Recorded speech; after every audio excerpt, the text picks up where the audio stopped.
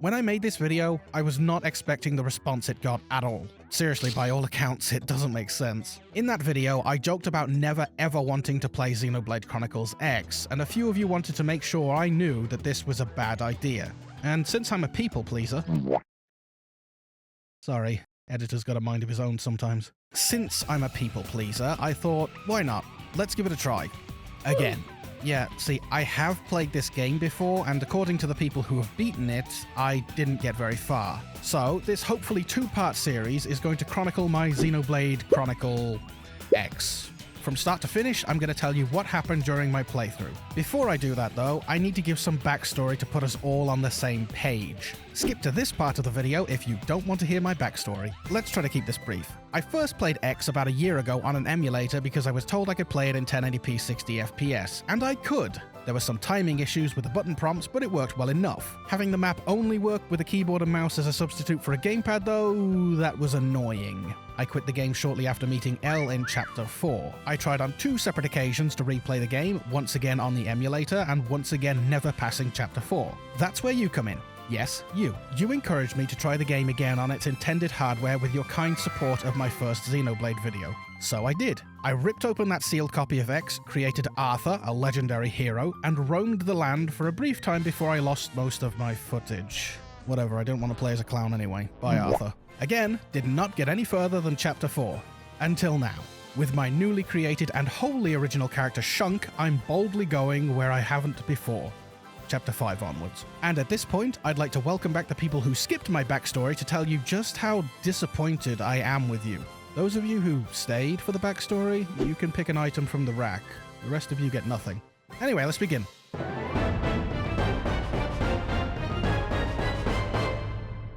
After waking from what seemed like the most aggressive slumber in human history, I was introduced to Elma. I like Elma. She's nice to me. I then engaged in the oldest and truest of Xenoblade traditions, obtaining a basic weapon and then using it to bludgeon the surrounding wildlife. With my bloodlust temporarily quelled, Elma introduced me to the first major area of the game, Primordia. An area of outstanding beauty and more than enough animals for me to inflict death upon. In between my killing spree, Elma did suggest that I make my way to the habitat unit. And now I'm interrupting this part of the video to say that anytime you see this icon, I'm giving my true thoughts on the game at this point in time. This is where I got my first taste of gameplay. The resemblance to other Chronicles games is there, but by comparison it felt like progression was slower and the combat would last longer. My assumption was that the game would likely speed up as I learned stronger attacks and abilities, so I put that to the back of my mind. The world so far is stunning, and in typical Xenoblade fashion, I'm lost for words on how any of this was technically possible given the Wii U's limitations. Monolith Soft was still out here performing miracles in 2015. So far, the only thing that I dislike are the strange character designs. The outfits are fine, great even, but the faces are unsettling. I feel like this chaotic fusion between realism and anime is clashing in a way that they didn't quite get right this time. I don't really know how to explain it, but I feel like this fusion worked much better in Chronicles 3, because it's still heavily stylized. But here, characters appear to have dead, unnatural eyes or are stuck with the same resting bitch face. Continuing with the story, I finally arrived at the habitat unit with Elma only to find our entrance blocked by a pack of hungry Grecs. Naturally, I murdered them. After that, I'm treated to a cinematic revealing new Los Angeles and a few new faces including Irina, Gwyn, Lynn, Doug, and a politician who blatantly misinforms. Yesterday, we repatriated 10 more White Whale crew members. Oh, some things never change. Elma and Lynn then took me on a brief tour of NLA that reminded me of the opening to Appleseed, if you've ever seen that movie. Throughout this whole sequence, the composer is cooking harder than Remy on crack. The composer in question being Hiroyuki Sawano. If you're not familiar with his name, you're probably familiar with his work because he has an impressive library behind him, and Chronicles X is no exception. Every area has its own unique theme, just like other Xenoblade titles, but with Sawano's unique style complementing the visuals. It's perfect. It was perfect. Perfect. Once the audible chocolate concludes, I found myself at the Blade Barracks where I met Kentaro Nagi, who so far is excellent at speaking primarily in exposition. He explains the situation, the stakes, and suggests that I get familiar with the city, which I do.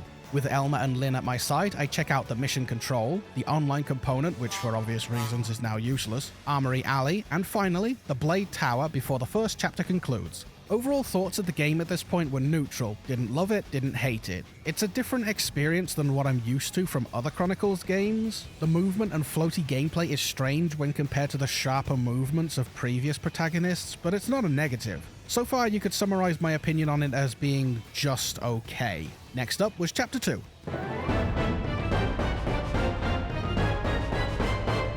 With Chapter 1 being so short and me being so green, I decided that sticking with the story was best for now. Which is good because Kentaro Nagi wasted no time asking me if I would volunteer to join Blade. Keyword volunteer. Can we count on you to do your part? Well, actually, I knew you'd make the right choice. Welcome to the organization. My first mission in my Blade trainee wheels was simple enough. Head out into the wilderness, install a probe, and head back to base. Before I set out, I did some quick character management to give myself some fancy pants, and then made use of the fashion gear when I saw how bad those fancy pants looked. Side note, you'll probably come to find that when I play games like this, my understanding of character management is awful, so I've been using the pick strongest gear option. As I progress in the game, I do pick and choose things I want to use more than others for different reasons, but for a new player who isn't great at management, this is a helpful feature to have in a jam. Feel free to criticize me based on that decision, though, that's understandable. I am very aware that this is by no means a perfect or even good way to play the game. With fashion gear equipped, I came across a group of dead simius along with their killer, a sinicular tyrant by the name of Volkampf the Pursuer. Since this was the first boss-type battle I encountered, I gave our arts and skills a quick boost with the battle points. I only had a few unlocked for each character, so I just went with the basics before proceeding. At this point, Shunk was level 10, so this fight went exactly how you would expect. After a few seconds of combat, Volkampf was dead, and I got a handy tutorial on how to install my first probe. After that, I got distracted by the bloodlust and item collection again. It's all a bit of a haze, really.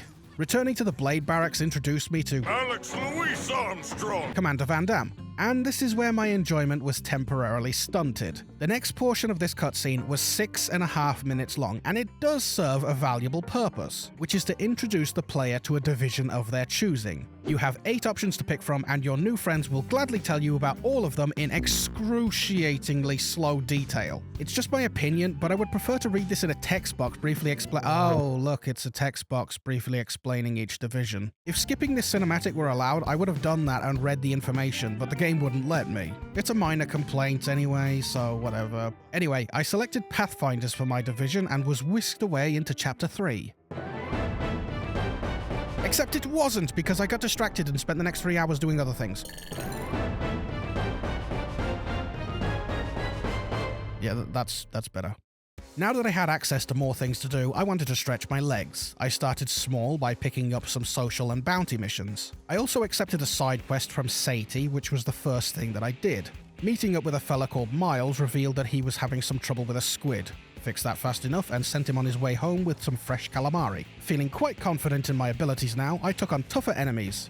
Yeah, ended up running for my life on more than one occasion. Sometime later, I had maxed out my current class rank, and so I thought I would change that. I went with the Commando class for my first upgrade because Shunk is an original character and / is an original attack for him. Also, thanks to my newly adopted idea of tackling tougher enemies, changing classes would prove to be my undoing thanks to Shunk now only having 2 attacks. To combat this, I used the strongest gear option for my characters and beefed up our arts and skills for good measure. It didn't do much to help. By now, I was becoming increasingly aware of 2 things. 1, the load times. In fairness, this is the Wii U we're talking about. I didn't expect SSD levels of speed, but the load times and the texture pop-ins were becoming too obvious to not make a note of. More on this later. And 2, Primordia's daytime theme. What started as an adventurous track from a celebrated composer was slowly becoming a persisting noise. After a while, I tuned it out, but I think this may be related to a weakness in the game for me. See, in other Chronicles games, you don't tend to stick to one location for too long, or at least I didn't. You're always traveling to that next thing just beyond the horizon. And Chronicles X is no different, just slower. I spent much more time in Primordia than I did in Machna Forest, for example. In fairness, this isn't a major complaint. I'm just making a note that the time I spent in Primordia made the music less fun to listen to after several hours of exploration. In time, I ran into Nathan and Monica, who were in the middle of a disagreement on what to do about a missing team member. Shunk is a true hero, so he volunteers to locate the missing person, who didn't seem to be in that much danger, to be fair. Man's just chilling on a rock.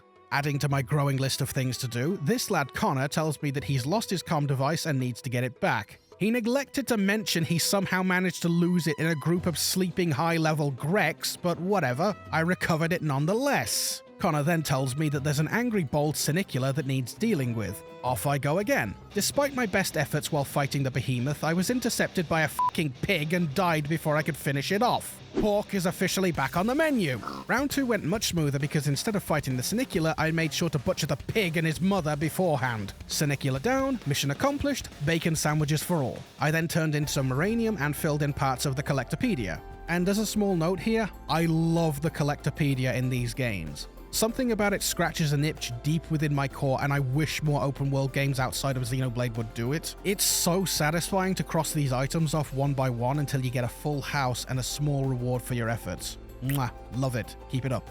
A quick art, skills, and equipment upgrade later, and I found myself back at the arms manufacturer terminal. I dumped what little Moranium I had left into my current options and got back on the road where I encountered Serene the Lost. Oh my god, that music. This fight went about as well as you'd expect from somebody of my ability. I got creamed, but I did last long enough to hear most of this amazing song, so I had that going for me. Knowing full well I was not going to beat this monster anytime soon, I finished off some remaining bounty missions, collected some items, and went back for round 2 because there is no way this thing is going to beat me that easily. It beat me that easily. Twice. Taking out my frustrations on the surrounding wildlife didn't seem to do much to soothe the mentally and physically crushing defeat, so I took myself back to the main story at a respectable level 13.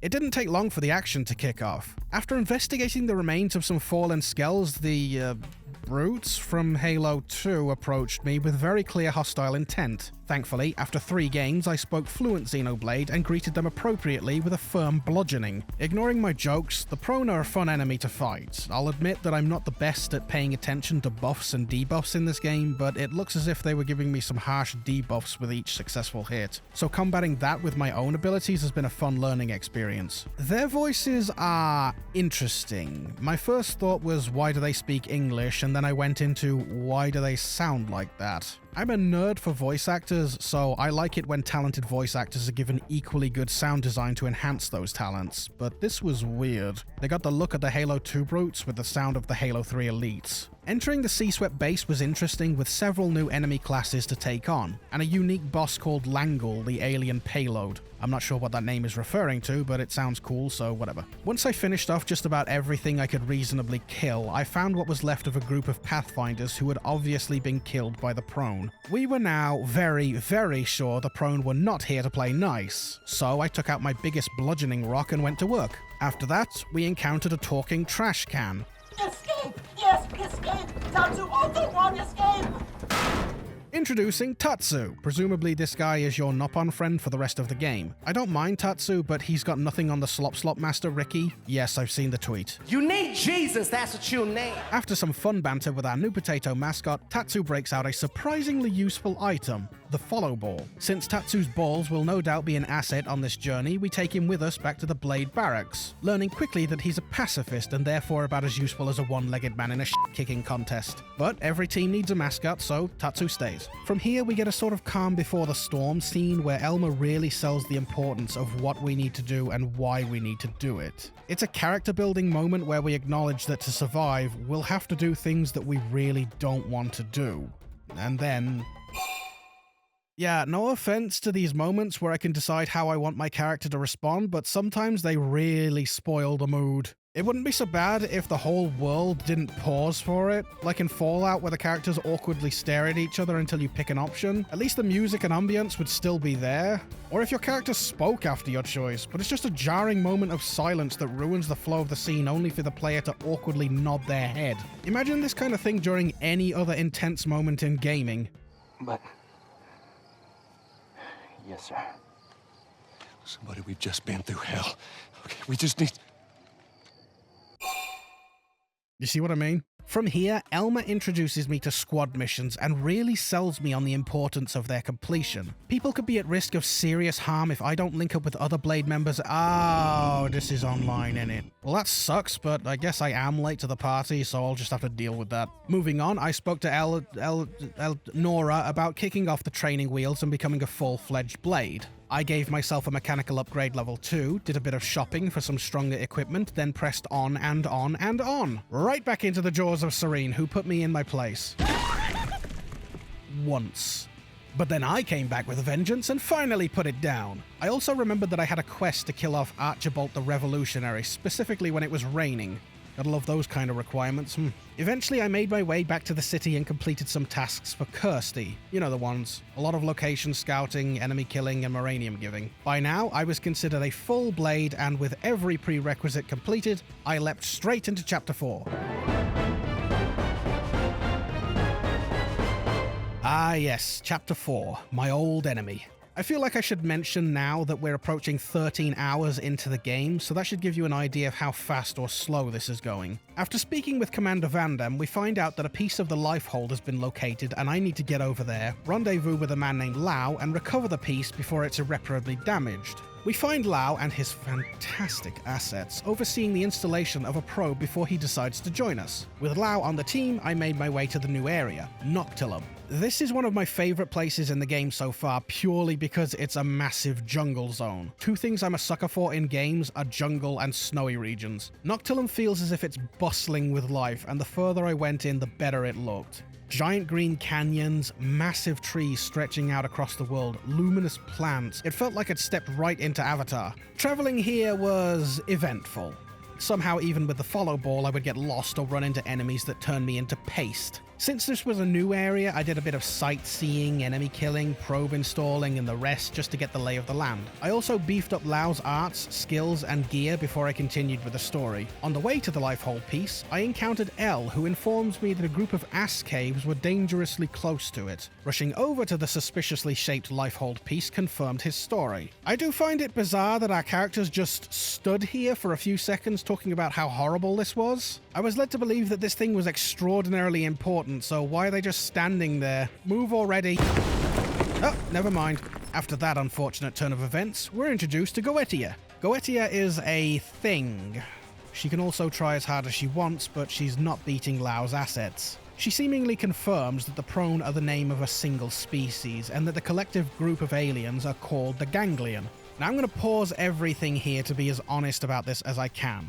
Her design is creepy, and not in a good way. I don't know who this was meant to appeal to, but it's obviously not me. I have to be frank about this as well. The Ganglion is such a crap name. In other games I've played, you would encounter enemy factions like the Covenant or the Swarm or even the Darkness if you want to be lazy. Look, I'm a simple guy who loves an engaging antagonistic force. It drives the story forward. The bad guys must be exciting for me or it all falls apart. I think this is why I lost some interest prior, because compared to the likes of previous villains in this series, these guys so far fall flat. That said, I'm still early into the game and I won't judge it based on this scene alone. I just wanted to say that these enemies specifically and their ridiculous name do so little for me.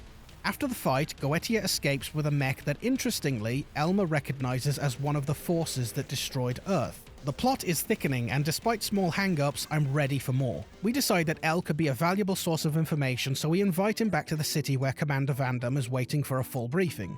We're just inviting in all the strays at this point. Luckily, it's confirmed that the machine we saw the Ganglion destroy was a data repository of human history rather than sleeping humans. Elma understandably laments the loss of data, but we all share a hope that it's recoverable. By now I had reached level 10 in the Commando class, and so I swapped it over to the Striker class. Then decided it was time for some shopping. There's a lot of outfits in this game, including one that would have been perfect for Shunk to wear, but unfortunately I was too broke to afford it. I also met up with a nice girl named Mira who had a similar problem with funds. I felt charitable, so I bought her some goods and sent her on her way.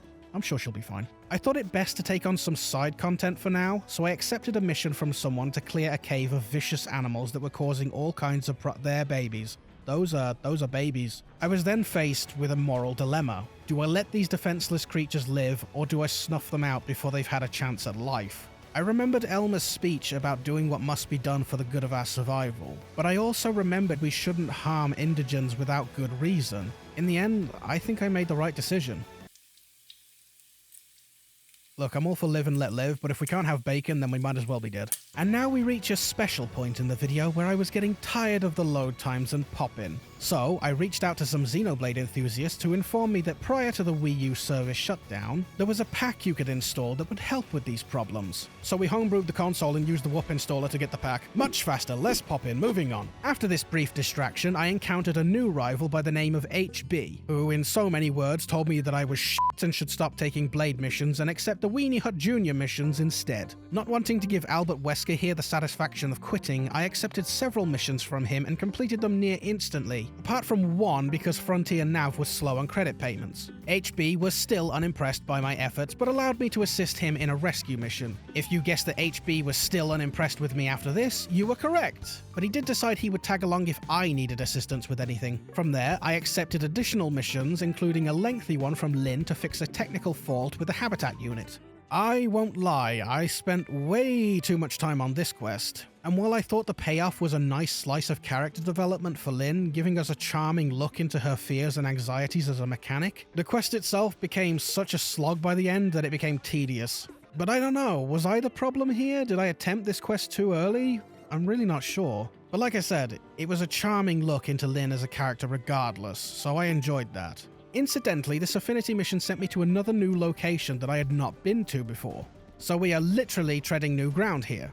In my search for items for Lynn's mission, I found my way to Oblivia, the desert area. The first thing I noticed were these strange rock formations and structures. I swear I had seen these things in Primordia, but they were much less obvious. I assume they become relevant later on in the story, but for now they're cool to look at. Very mysterious. Once I got what I needed from the area, I quickly ducked out and returned to familiar ground to finish Lynn's mission. By the time I finished doing all that, I was level 18. The next set of missions I did were A Day in the Life, where I stalked Commander Vandam for several hours. We Were Soldiers, where I'm tasked with recovering debris from our ship, only to be thrust into an epic rescue mission with Doug. Renewed Will, where I'm teamed up with Irina to rescue some dirtbag Blade members. And then finally, The Ties That Bind, an affinity mission for Tatsu to locate the Dodonga caravan and reunite him with his family. In between all this, I gave my skills, arts, and equipment some upgrades which left Shunk with a hot new look. I have to say, Tatsu's mission so far has been the one that I enjoyed most. I appreciate all the affinity missions that give you a look into each character, but I've always had a soft spot for the silly antics of the Noppon. I got some real laughs out of the Ties That Bind mission, and it was a genuine surprise to find out how old Tatsu was. Also, the payoff of seeing this stupid little guy in the most ridiculous set of shades imaginable was so on brand for the humor of these games. With that mission complete, I had a quick chat with Nosusu, a member of the Dodonga caravan.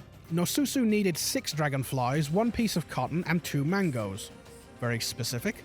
After completing such lengthy side missions, I really was ready to get back into the story, but how could I say no to Nosusu? So, I spent an hour locating and nabbing the necessary items. I was promised that the reward would be the greatest gift to Noppon fashion since Ricky donning the pineapple gear, but upon delivery of the items, I was told that I needed to fetch more. Nosusu, I do not see any Noppon wearing your hats. The only thing wearing here is my patience. Oh hey, wait, I already have what you need. Santa hat. Beautiful. With that festive quest behind me, and a decent level 20 and rank 8 for Striker class, I decided it was finally time to return to the story.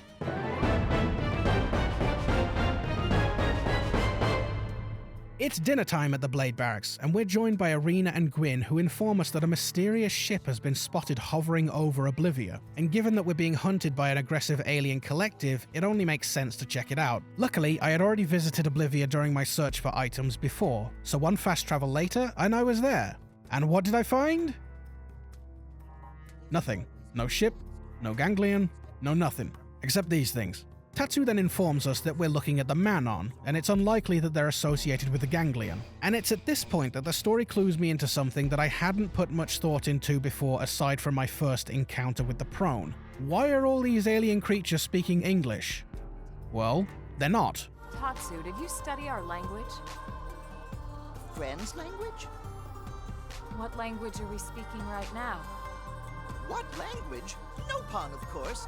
Friends, no pun, very good, by the way.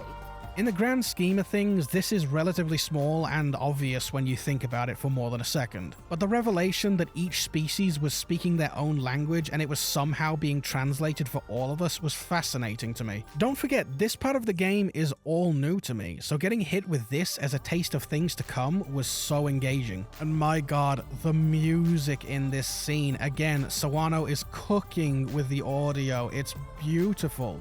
Speaking with the Manon was interesting, and by interesting, I mean goddamn f***ing annoying.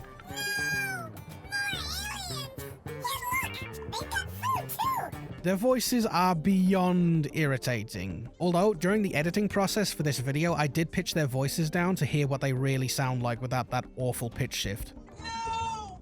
More aliens! Yeah, look!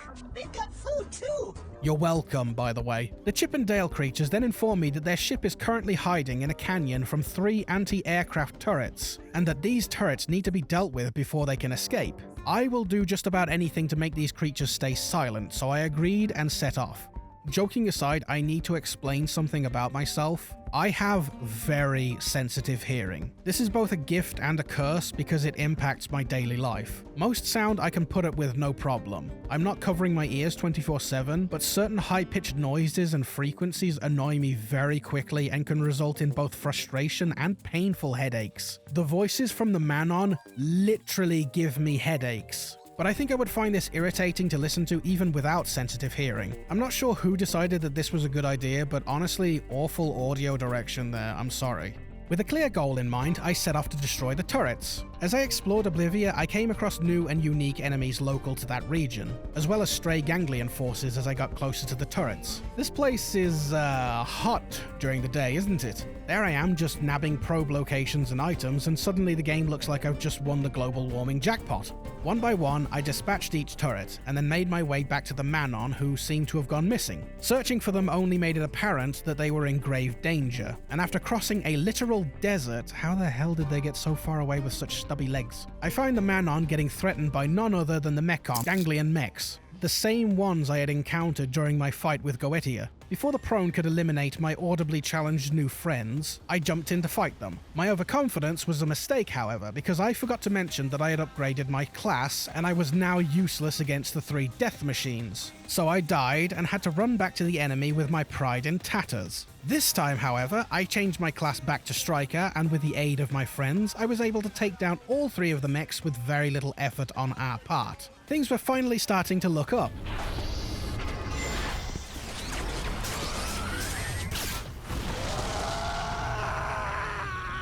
Ow, ow, ow. Ugh.